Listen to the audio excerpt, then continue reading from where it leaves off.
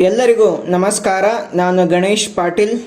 ಸ್ನೇಹಿತರೆ, ಈ ವಿಡಿಯೋದಲ್ಲಿ ನಾವು ರೆವೆನ್ಯೂ ಕೋರ್ಟ್ ಅಂದರೆ ಏನು, ರೆವೆನ್ಯೂ ಕೋರ್ಟ್ ಹತ್ತಿರ ಇರುವಂತಹ ಎಕ್ಸ್ಕ್ಲೂಸಿವ್ ಜುರಿಸ್ಡಿಕ್ಷನ್ ಯಾವುದು, ಯಾವ ಮ್ಯಾಟರ್ಸ್ಗಳ ಮೇಲೆ ಈ ರೆವೆನ್ಯೂ ಕೋರ್ಟ್ಗಳು ಕ್ವಾಸಿ ಜುಡಿಷಿಯಲ್ ಪ್ರೊಸೀಡಿಂಗ್ ಅನ್ನು ಮಾಡ್ತವೆ ಅನ್ನೋದನ್ನು ಈ ಒಂದು ವಿಡಿಯೋದಲ್ಲಿ ಡಿಸ್ಕಸ್ ಮಾಡೋಣ. ಈ ರೆವೆನ್ಯೂ ಕೋರ್ಟ್ಗಳನ್ನು ಕರ್ನಾಟಕ ಲ್ಯಾಂಡ್ ರೆವೆನ್ಯೂ ಆಕ್ಟ್ 1964 ಈ ಒಂದು ಕಾಯ್ದೆಯ ಅಡಿಯಲ್ಲಿ ಎಸ್ಟಾಬ್ಲಿಷ್ ಮಾಡಲಾಗಿದೆ. ಈ ರೆವೆನ್ಯೂ ಕೋರ್ಟ್ ಕರ್ನಾಟಕ ರಾಜ್ಯದಲ್ಲಿ ಲ್ಯಾಂಡ್ ರೆವೆನ್ಯೂಗೆ ಸಂಬಂಧಪಟ್ಟಂತೆ ಮತ್ತು ಟೆನೆನ್ಸಿ ಮ್ಯಾಟರ್ಗೆ ಸಂಬಂಧಪಟ್ಟಂತಹ ಡಿಸ್ಪ್ಯೂಟ್ಸ್ಗಳನ್ನು ರಿಸಾಲ್ವ್ ಮಾಡುತ್ತೆ. ಈ ಕೋರ್ಟ್ ಲ್ಯಾಂಡ್ ಓನರ್ಶಿಪ್ಗೆ ಸಂಬಂಧಪಟ್ಟಂತೆ, ಲ್ಯಾಂಡ್ ರೆವೆನ್ಯೂ ಪೇಮೆಂಟ್ಸ್ಗೆ ಸಂಬಂಧಪಟ್ಟಂತೆ, ಲ್ಯಾಂಡ್ ಲಾರ್ಡ್ಸ್ ಮತ್ತು ಟೆನೆಂಟ್ಸ್ಗಳ ಮಧ್ಯೆ ಏನಾದರೂ ಡಿಸ್ಪ್ಯೂಟ್ಸ್ ರೈಸ್ ಆದರೆ ಮತ್ತು ಲ್ಯಾಂಡ್ ಅಡ್ಮಿನಿಸ್ಟ್ರೇಷನ್ಗೆ ಸಂಬಂಧಪಟ್ಟಂತಹ ಯಾವುದೇ ಮ್ಯಾಟರ್ಸ್ಗಳಾಗಲಿ ಇಶ್ಯೂಸ್ಗಳಾಗಲಿ ಅವುಗಳನ್ನು ಅಡ್ಜುಡಿಕೇಟಿಂಗ್ ಮಾಡುವಂತಹ ಫೋರಂ ಇದಾಗಿದೆ. ಈ ರೆವೆನ್ಯೂ ಕೋರ್ಟ್ನಲ್ಲಿ ಅಸಿಸ್ಟೆಂಟ್ ಕಮಿಷನರ್ ಮತ್ತು ಆ ರ್ಯಾಂಕ್ಗಿಂತ ಹೆಚ್ಚಿನ ರ್ಯಾಂಕ್ ಅನ್ನು ಹೊಂದಿರುವಂತಹ ಜುಡಿಷಿಯಲ್ ಆಫೀಸರ್ ಅನ್ನ ಈ ಒಂದು ಕೋರ್ಟ್ನಲ್ಲಿ ಪ್ರಿಸೈಡ್ ಮಾಡಲಾಗುತ್ತೆ. ಇವರನ್ನ ಸ್ಟೇಟ್ ಗವರ್ನಮೆಂಟ್ ಅವರು ಅಪಾಯಿಂಟ್ ಮಾಡ್ತಾರೆ. ಈ revenue court quasi judicial process ಅನ್ನ ಫಾಲೋ ಮಾಡುತ್ತೆ. ಡಿಸ್ಪ್ಯೂಟ್ಸ್ ಅನ್ನ ಫೇರ್ ಆಗಿ ಇಂಪಾರ್ಷಿಯಲ್ ಆಗಿ ರಿಸಾಲ್ವ್ ಮಾಡುತ್ತೆ. ಈ ಕೋರ್ಟ್ ಕೂಡ ವಿಟ್ನೆಸ್ ಗಳನ್ನ ಸಮ್ಮಾನ್ ಮಾಡುವಂತಹ, ಅವರಿಗೆ ಸಮನ್ಸ್ ಕಳಿಸುವಂತಹ, ಎವಿಡೆನ್ಸ್ ಗಳ ಎಕ್ಸಾಮೈನ್ ಮಾಡುವಂತಹ, ಜಜ್ಮೆಂಟ್ಸ್ ಗಳನ್ನ ಡೆಲಿವರಿ ಮಾಡುವಂತಹ ಅಥಾರಿಟಿಯನ್ನ ಹೊಂದಿದ್ದಾರೆ.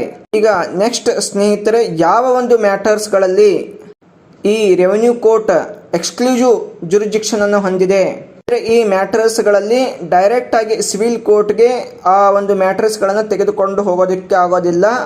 ಆ ಸಿವಿಲ್ ಕೋರ್ಟ್ಗೆ ಹೋಗೋದಕ್ಕಿಂತ ಮುಂಚೆ ನೀವು ರೆವೆನ್ಯೂ ಕೋರ್ಟ್ಗಳಲ್ಲಿ ಆ ಸಮಸ್ಯೆಗಳನ್ನು ಬಗೆಹರಿಸ್ಕೊಳ್ಬಹುದು. ಆ ಯಾವ ಸಮಸ್ಯೆಗಳ ಮೇಲೆ ಈ ರೆವೆನ್ಯೂ ಕೋರ್ಟ್ಸ್ಗಳು ಎಕ್ಸ್ಕ್ಲೂಸಿವ್ ಜುರಿಸ್ಡಿಕ್ಷನ್ ಹೊಂದಿದ್ದಾವೆ ಅಂತೇಳಿ ನೋಡೋಣ.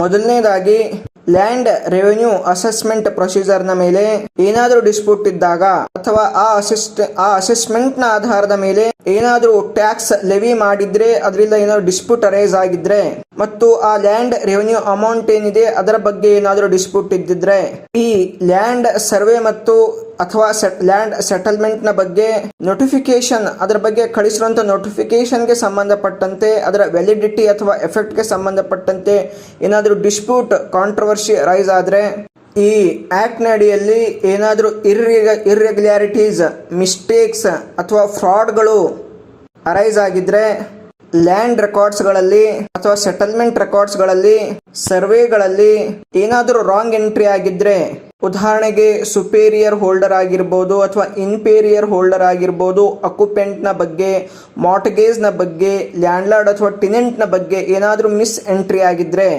ರೆಕಾರ್ಡ್ ನಲ್ಲಿ ಸರ್ವೆ ಬಗ್ಗೆ ಅಥವಾ ಸೆಟಲ್ಮೆಂಟ್ ನ ಬಗ್ಗೆ ಏನಾದರೂ ರಾಂಗ್ ಎಂಟ್ರಿ ಆಗಿದ್ರೆ, ಅಥವಾ ಈ ಲ್ಯಾಂಡ್ ರೆಕಾರ್ಡ್ಸ್ ನಲ್ಲಿ ಯಾವುದೋ ಒಂದು ಎಂಟ್ರಿಯನ್ನ ತೆಗೆದು ಹಾಕಿದ್ರೆ ಅಥವಾ ಅಮೆಂಡ್ ಮಾಡಿದ್ರೆ, ನೆಕ್ಸ್ಟ್ ಪಾರ್ಟಿಷನ್ ಆದ ಮೇಲೆ ಲ್ಯಾಂಡ್ಗಳ ಅಲೋಟ್ಮೆಂಟ್ ನಲ್ಲಿ ಯಾವುದೇ ರೀತಿಯ ಒಂದು ರಾಂಗ್ ಎಂಟ್ರಿ ಆಗಿದ್ರೆ, ಡಿಸ್ಟ್ರಿಬ್ಯೂಷನ್ ನಲ್ಲಿ ರಾಂಗ್ ಆಗಿದ್ರೆ, ನೆಕ್ಸ್ಟ್ ಏನಾದರೂ ಗವರ್ನಮೆಂಟ್ನ ಅಗೇನೆಸ್ಟ್ ಆಗಿ ಕ್ಲೇಮ್ಸ್ಗಳಿದ್ರೆ, ಏನಾದರೂ ಡಿಮ್ಯಾಂಡ್ಸ್ಗಳಿದ್ರೆ, ನೆಕ್ಸ್ಟ್ ಯಾವುದೇ ಒಂದು ಲ್ಯಾಂಡ್ ರೆವೆನ್ಯೂಗೆ ಸಂಬಂಧಪಟ್ಟಂತೆ ಪೂರ್ತಿಯಾಗಿ ಅಥವಾ ಪಾರ್ಷಿಯಲ್ ಆಗಿ ಆ ಲ್ಯಾಂಡ್ ರೆವೆನ್ಯೂ ಇಂದ ಫ್ರೀ ಆಗಬೇಕು ಅಂತೇಳಿ ಏನಾದರೂ ಅಪ್ಲಿಕೇಶನ್ಗಳಿದ್ರೆ, ತಮ್ಮ ಲ್ಯಾಂಡ್ಗಳ ಮೇಲೆ ಏನಾದರೂ ಸೆಸ್ ಅಥವಾ ಬೇರೆ ಏನಾದರೂ ಎಕ್ಸ್ಟ್ರಾ ಟ್ಯಾಕ್ಸ್ ಹಾಕಿದ್ರೆ ಅವುಗಳನ್ನು ಸೆಟ್ ಅಸೈಡ್ ಮಾಡುವ ಸಲುವಾಗಿ, ನೆಕ್ಸ್ಟ್ ತಮ್ಮ ಜಮೀನಿನ ಪಕ್ಕ ಏನಾದರೂ ವೇಸ್ಟ್ ಅಥವಾ ವೆಕೆಂಟ್ ಜಾಗವಿದ್ದರೆ, ಅದು ಗೌರ್ನಮೆಂಟ್ಗೆ ಸೇರಿದ್ರೆ ಅವರ ಕಡೆಯಿಂದ ಪರ್ಮಿಷನ್ ತೆಗೆದುಕೊಂಡು ಅದನ್ನು ಕಬ್ಜೆ ಮಾಡಿಕೊಳ್ಳೋ ಸಲುವಾಗಿ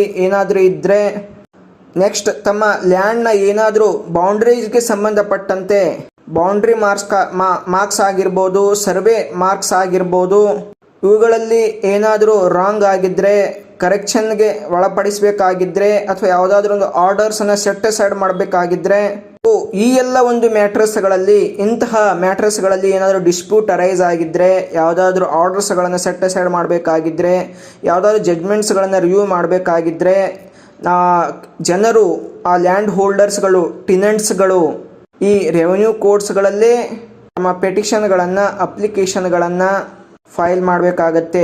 ಈ ಎಲ್ಲ ಮ್ಯಾಟರ್ಸ್ಗಳ ಮೇಲೆ ಜಜ್ಮೆಂಟನ್ನು ಕೊಡುವಂಥ ಅಧಿಕಾರ ರೆವೆನ್ಯೂ ಕೋರ್ಟ್ಸ್ಗಳಿಗೆ ಮಾತ್ರ ಇರ್ತದೆ.